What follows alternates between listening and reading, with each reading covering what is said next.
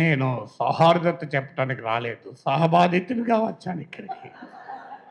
ఈ మధ్య నన్ను తిడితే 10,000 వ్యూస్కు గ్యారంటీ వస్తుంది. అది ఉపాధి హామీ పథకం అయిపోయింది. ఏం చేయాలి? మీరు గమనించండి, నేను మాట్లాడిన వెంటనే నన్ను మెచ్చుకుంటూ పెట్టినా, నన్ను తిట్టుకుంటూ పెట్టినా 10,000 వ్యూస్ కంపల్సరీ. 110% అది. అలా అష్యూర్డ్ స్కీమ్ అయ్యాను. కానీ ఇక్కడ మహిళా జర్నలిస్టులు, మేము నిజంగా మిమ్మల్ని మహిళా జర్నలిస్టులు అనం, మీరు జర్నలిస్టులు అంతే. మీరేం ప్రత్యేకంగా మహిళా జర్నలిస్టులు, పురుష జర్నలిస్టులు ఉండరు. జర్నలిజం ఇది జర్నలిజం. అయితే మా మీద దాడిని భరించగలుగుతాం, మీ మీద దాడిని మేమే భరించలేము. అందులో మీరు భరించి ఇంత ధైర్యంగా మాట్లాడుతున్నారంటే మొదటి విజయం మనం సాధించినట్లే. ఎందుకని వాడు ట్రోలింగ్ చేస్తున్నాడు? ఒక తులసి, ఒక వనజ, ఒక విప్లవశ్రీ, ఒక ఆస్మా, ఒక శ్రీనిధి ఇక మాట్లాడొద్దు అనేది వాడి ఉద్దేశం. మేము బహిరంగంగా ఇక బిగ్గరగా మాట్లాడతాం, ఏం చేసుకుంటో చేసుకోపోన్నాం. సో ఇది మొదటి విజయం. ఇప్పుడు మనం చర్చించాల్సింది what is to be done. ఏం చేయాలంటే ఇంకా బిగ్గరగా మాట్లాడాలి. ఇది మొదటిది. ఎంత బిగ్గరగా మాట్లాడాలి? వాడు నిలబడేలా మాట్లాడాలి. ఎంతకాలం మాట్లాడుతూ ట్రోలింగ్ చేస్తాడు, ఎప్పుడోసారి ఓపిక నశిస్తాడు కదా. ఫార్చునేట్లీ మనలాంటి వాళ్ళు పెరుగుతున్న కొద్దీ వాడికి టైం కూడా సరిపోదు, డిస్ట్రిబ్యూట్ అవుతుంది. క్షేత్రగణితం, మెన్సురేషన్, నలుగురు ఉన్నప్పుడు వాళ్ళందరూ నలుగురు మీద పడతారు. 40 మంది అయితే 40 మంది మీద పడతారు. 400 అయ్యారనుకోండి, మనం డిస్ట్రిబ్యూట్ అయిపోయి మన మీద ఆడు తగ్గుతుంది. అందువల్ల మనం మరింత ఎక్కువ మందిని సృష్టించే పని మనం చేయాలి. అందుకు మీరు నిజంగా మిమ్మల్ని అభినందిస్తున్నాను, ఎందుకంటే మీరు ధైర్యంగా ఉండడం. డిఆర్ మంకేకర్ అనే గొప్ప సంపాదకులు నో మై సన్ నెవర్ అని జర్నలిజంలోకి వచ్చే కొడుకును ఉద్దేశించి ఆ రోజుల్లో బుక్ రాశాడు. కానీ ఆ రోజుల్లో జర్నలిస్టుల స్థితిగతుల గురించి ఆలోచించి రాశాడు, ఈ ట్రోలింగ్ కాదు. సో ఈరోజు ట్రోలింగ్ చూసి కూడా నో మై డాటర్ నెవర్ అనే దశ వచ్చింది. ఎస్ మై సిస్టర్ ఆల్వేస్ అని చెప్పాలి. అలా మనము వందలాది మంది జర్నలిస్టులను తయారు చేయడం వల్ల ట్రోలింగ్ను ఆపడం కాదు, ట్రోలింగ్ విల్ బికమ్ కాస్ట్లీ. ఎందుకంటే మనం 500 మందిని ట్రోల్ చేయాలంటే వాడు ఎక్కువ మంది పెట్టుకోవాలి. దీన్నే ఇప్పుడు అసిమెట్రిక్ వార్ఫేర్ అంటారు. ఇరాన్ వాడు సాధించింది అదే కదా. We have to impose cost on them. వాడికి ఖర్చు పెరగాలి, వాడి పని పెరగాలి, అప్పుడు వాడు ఎక్కడో కాన అవుతాడు. సో అందువల్ల మనం ఎక్కువ మంది జర్నలిస్టులను సృష్టించడం రెండవ పని కావాలి. మూడవ పని ఏంటంటే దీనికి క్విక్ ఫిక్స్ సొల్యూషన్స్ లేవు ఫ్రెండ్స్. నా రిక్వెస్ట్ ఏంటంటే, ఇక్కడున్న చాలామంది పెద్దలు ఉన్నారు, రామచంద్రమూర్తి గారు, శ్రీనివాస్ గారు, నారాయణ గారు, మీరు ఒక ఇనిషియేటివ్ తీసుకోవాలని నా విజ్ఞప్తి. మీరు ప్రతి రాజకీయ పార్టీ అగ్రనాయకుని, రెండు తెలుగు రాష్ట్రాల నాయకుని దగ్గరికి వెళ్ళి మా మీద నాగేశ్వరం మీద జరిగే ట్రోల్స్ గురించి మాట్లాడకండి, అది ఈజీగా డిఫెండ్ చేసుకుంటారు. ఇక్కడున్న మహిళా జర్నలిస్టుల మీద జరిగే ట్రోలింగ్ గురించి మాట్లాడండి, వాడు డిఫెండ్ చేసుకోలేడు. It just not possible. ఇప్పుడు ఇక్కడ వాళ్ళ మీద జరిగిన దాడిని వాడు సభ్య సమాజం ఎవడు డిఫెండ్ చేసుకోలేడు. సో అందువల్ల నాగేశ్వరం పైన జరిగే దాడి గురించి అసలే మాట్లాడకండి, వాడు డిఫెండ్ చేసుకుంటాడు. సో అందువల్ల మహిళా జర్నలిస్టుల పైన దాడిని ఇలాంటి పోస్టర్లు తీసుకెళ్ళి చూపెట్టి ఇది మీ వాళ్ళు చేస్తున్నారు, ఇలా నేను కొన్నింటికి తీసుకెళ్ళి పంపించాను. అప్పుడు వాళ్ళు ఏమన్నారంటే తెలుసా, సార్ మా పార్టీ వాళ్ళు కాదు, మా పార్టీ మీద వ్యతిరేకత రావడానికి మా ప్రత్యర్థులే మీ పైన ఇలా అటాక్ చేస్తున్నారని చెప్పారు. అది కూడా జరుగుతుంది వాస్తవం, కొంత లేదని కాదు, అదో 10% ఉంటుంది. సో అందువల్ల అన్ని రాజకీయ పార్టీలు, రెండు తెలుగు రాష్ట్రాల్లో ఉన్న రాజకీయ పార్టీల నాయకులు, తెలంగాణ వాళ్ళు, ఆంధ్రప్రదేశ్ నాయకులు కూడా హైదరాబాద్లో ఉంటారు వీకెండ్ కనుక కలవడం కూడా సులభమే. అందరినీ కలిసి ఇంకో ఉమెన్ జర్నలిస్టుల పైన ఇలా ట్రోల్ చేస్తున్నారు, ఇది శాంపుల్ మాత్రమే, మీరేమంటారు అని అడగాలి. ఇది మొదటిగా మనము చేయాల్సిన మొదటి పని. ఇది అన్ని పార్టీలు తరతమ తేడాలు లేకుండా అన్ని రాజకీయ పార్టీలను కలవాలి. ఆ తర్వాత ఏం చేయాలి? 4వ సొల్యూషన్, ఇలాంటి ఒక రౌండ్ టేబుల్ పెట్టి అన్ని పార్టీల నాయకులను పిలిచి వాళ్ళ ముందర చర్చ పెట్టాలి. సో వాళ్ళు ఎంత లోపల ఈ పని చేయించినా బయట వచ్చి సమర్థించుకోరు, ఇంపాసిబుల్. ఇంకా మన సమాజం అంతా అనాగరికంగా కాలే, ఇంకో 10 ఏళ్ళు పడుతుంది. ఇలాంటి వ్యవస్థ ఇట్లే కొనసాగుతూ 10 ఏళ్ల తర్వాత బహిరంగ కూడా సమర్థించుకుంటారు. మీరు కనుక రాజకీయ పార్టీల ప్రతినిధులను పిలిచి కూర్చుండబెట్టి, ఇందులో ఇప్పుడు కొంతమంది కేస్ స్టడీ చెప్పారు, అస్మా, విప్లవశ్రీ, వీళ్ళ కేస్ స్టడీస్ ముందు పెట్టాలి. మీరు ఏమంటారు చెప్పండి. So what will you do? మీరు ఆన్సర్ చెప్పండి అని చెప్పి ఆ రాజకీయ పార్టీలను పబ్లిక్గా నిలదీయాలి.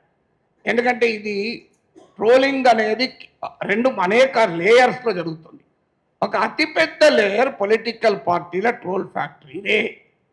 దాన్ని మనం ఈజీగా ఎదుర్కోవచ్చు. వాళ్ళకి పోయే కాలం దాపురించింది కనుకనే మహిళలతో పెట్టుకున్నారు. పురుషులతో పెట్టుకుంటే వాడు ఎక్కువ విజయం సస్టైన్ చేయగలడు, మహిళలతో పెట్టుకుంటే సస్టైన్ చేయలేడు. ఎందుకంటే ఇప్పటికీ మన సమాజంలో ఎక్కడో ఒక చోట మహిళను అనాలి అంటే, ఉమెన్ అనాలంటే మొహమాటం అడ్డం వస్తుంది.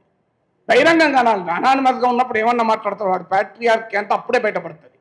కానీ పబ్లిక్గా ఉన్నప్పుడు బయటపడాలంటే కష్టపడతాయి. ప్రైవేట్గా ఉన్నప్పుడు వాడి ప్యాట్రియార్కీ బయటపడుతుంది, వాడి కులపిచ్చి బయటపడుతుంది, అన్నీ బయటపడుతుంది. కానీ పబ్లిక్గా ఉన్నప్పుడు అవన్నీ దాచుకొని నటిస్తాడు కనుక ఆ నట సార్వభౌములుగా అవతారం ఎత్తిన సమయంలో వాళ్ళని నిలదీయాలి. మీరు ఏం చెప్తారు చెప్పండి, ఇంకో ఇలా ట్రోల్ చేస్తున్నారు. అది నెక్స్ట్. తర్వాత లీగల్ బ్యాటిల్ నాకు పెద్దగా నమ్మకం లేదు. ఎందుకంటే నేను 2023లో కేసు పెట్టాను, ఇప్పటికీ కేసు ఏమీ కాలే, నా సమయం వృధా అవుతుంది. అందువల్ల ఆ కేసుల వల్ల ఏమీ ప్రయోజనం లేదు. నేను పోతే ఏమన్నారు తెలుసా, ముఖ్యమంత్రి పైన ట్రోలింగ్ ఉన్నది సార్, మిమ్మల్ని ఏం చేస్తాను. సో అందువల్ల ఐ హ్యావ్ నో బిలీఫ్. చెయ్యొద్దని అంటలేను, కానీ ఐ హ్యావ్ నో బిలీఫ్. ఇంకొకటి చెప్తాను, ఈ మధ్య నా గురించి 2 టీవీ ఛానళ్ళు పెద్ద డిబేట్లు పెట్టి, సో ఆన్లైన్లో సోషల్ మీడియాలో ఎంత బూతులు తిడతారో టీవీలో కూడా బూతులు తిట్టారు. ఇంకా దారుణం, 2 టీవీ ఛానళ్ళు. ఒక టీవీ ఛానల్లో యాంకర్ ఆపాడు, ఇంకో టీవీ ఛానల్ యాంకర్ ప్రోత్సహించాడు. ఆ టీవీ ఛానల్ యజమానికి నేను ఫోన్ చేశాను, ఎందుకంటే ఈ మధ్య నా మీద 20 నిమిషాలు మాట్లాడాడు. 20 నిమిషాలు ఆయన పాపులర్ కామెంటరీలో నా గురించే మాట్లాడాడు, దేశంలో ఏ సమస్య లేనట్టు.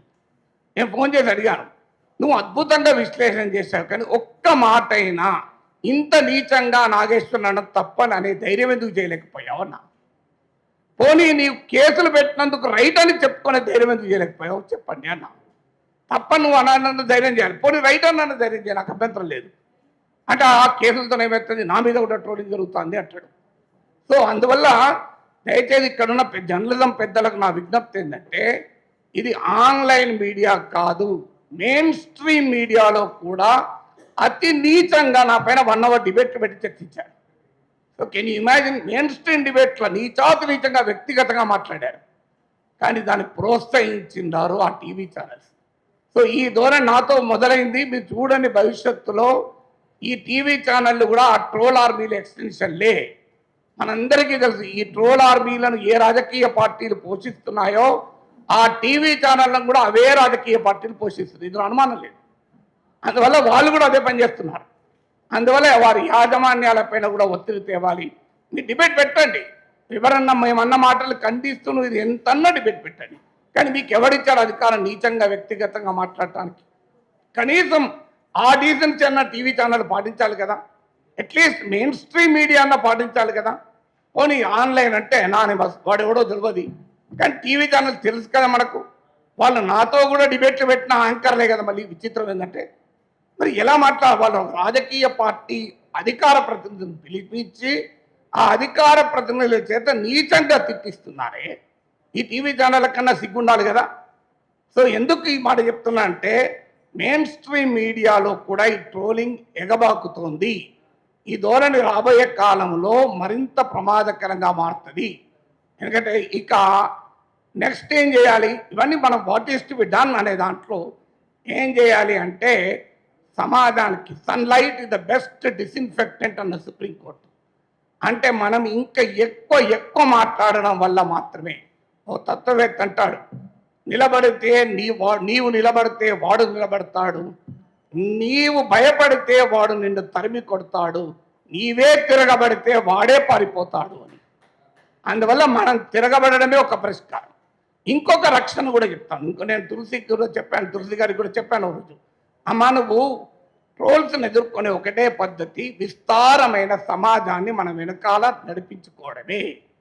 దానికి పరిష్కారం ఏంటంటే, శత్రువు మనని కొడితే ప్రజలకు తాకాలి, మనము శత్రువును కొట్టితే కూడా వాడి వెనకాలన్న ప్రజలను స్పందించేలా చేయాలి. అందువల్ల ప్రజా సమస్యల పైన మరింత ఎక్కువగా మాట్లాడితే వద్దన్నా వాళ్ళే మన రక్షణకు వస్తారు. నువ్వు నన్ను ట్రోల్ చేస్తావు, నేను విశాఖ స్టీల్ ప్లాంట్ కార్మికుల తరఫున మాట్లాడినా, వాళ్ళు చూసుకుంటారు.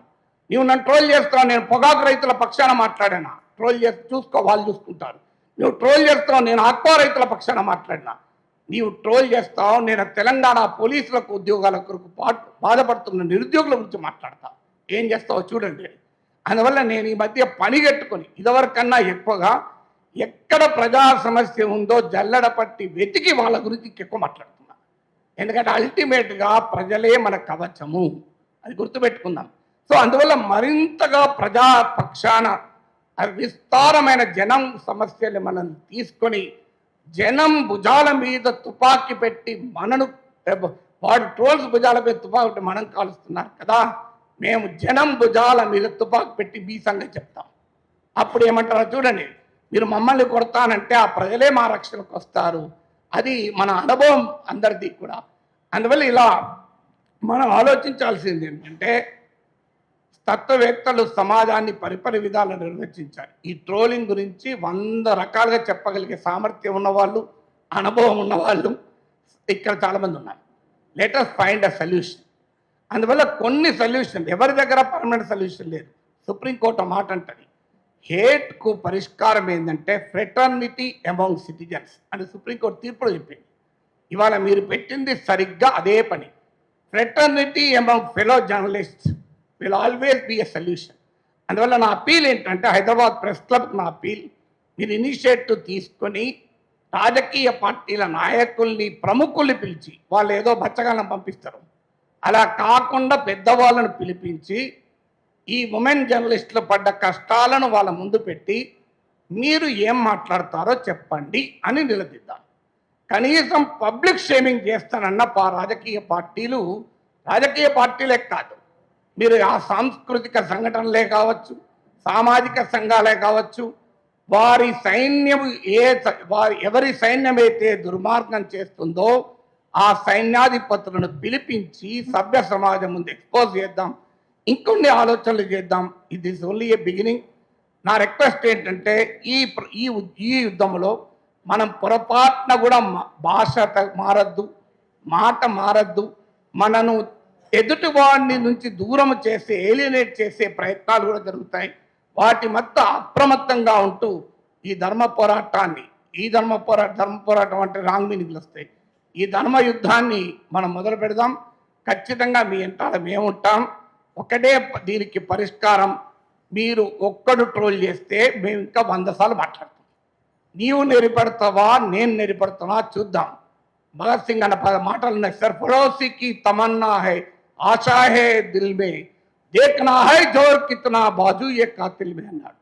నువ్వు ఎంత తాడి చేస్తావో, నీ దగ్గర ఎంత శక్తి ఉందో చూద్దాం, నా దగ్గర ఎంత శక్తి ఉందో చూద్దాం. అందువల్ల ఈ పోరాటాన్ని, ఈ జర్నలిజాన్ని మరింత ఉధృతంగా తీసుకెళ్లడమే సమస్యకు ఒక పరిష్కారం. ఇదొక వార్. ఈ వార్లో పోరాడిన వాడిదే గెలుపు. అందువల్ల మనం పోరాడుదాం, ఐక్యంగా పోరాడదాం, విజయం సాధించుదాం. Thank you very much.